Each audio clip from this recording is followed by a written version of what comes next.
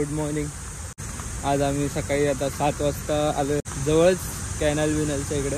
पण तुम्हाला खास दाखवण्यासाठी थांबलो, ते म्हणजे तुम्ही बघू शकतात हा धबधबा छोटासा आहे, पण आता गरमीत पण बघा.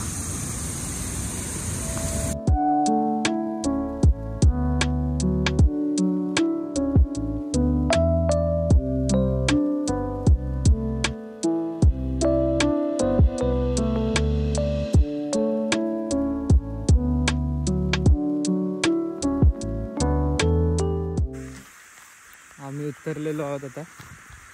अशा वाटेतून आम्ही स्कूटी घेऊन आलो पूर्ण स्पॉटकडे. मग आमचा मामा घेऊन आला. तर खालती तर नदी दिसते, तर बघू कुठे बसायला भेटतंय, कसं भेटतंय, कारण जायला रस्ता पण नाही आहे.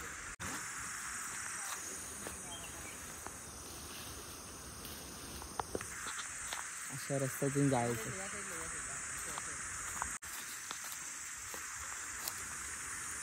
मी खालती उतरण्यात लक्ष देतो, नाहीतर डायरेक्ट नदीत पडेल.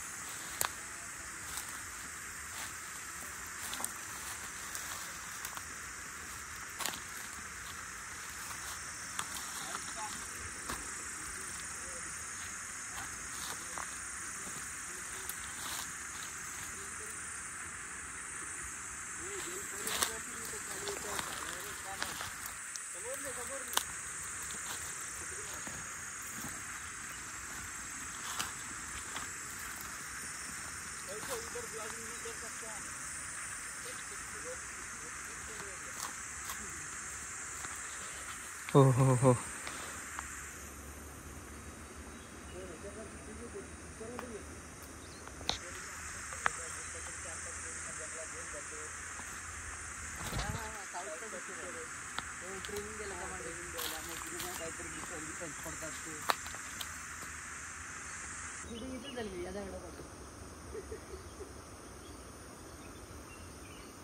अरे ठेव. जर ह्याला तुमच्या ब्लॉकचे पैसे येतात, तिथं किती विचार विदाऊट पैसे एवढं करू.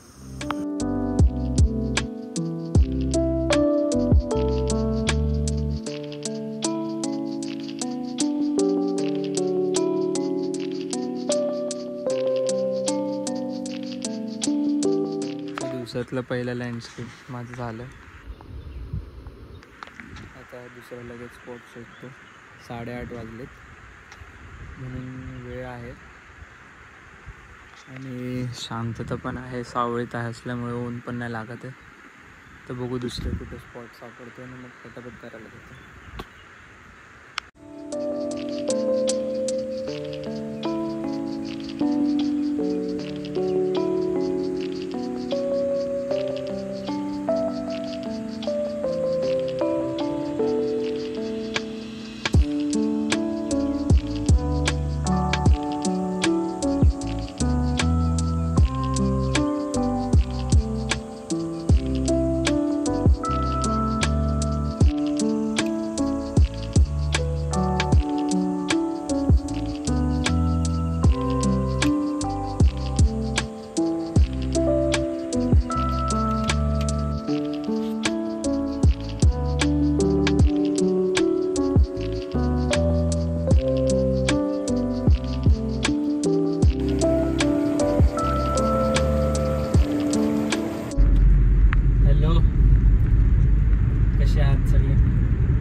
आता अजून 1-2 दिवस थोडं फॅमिलीसोबत बिझी असेल, त्यानंतर मग आम्ही परत जोराशोराने कामाला सुरुवात करू.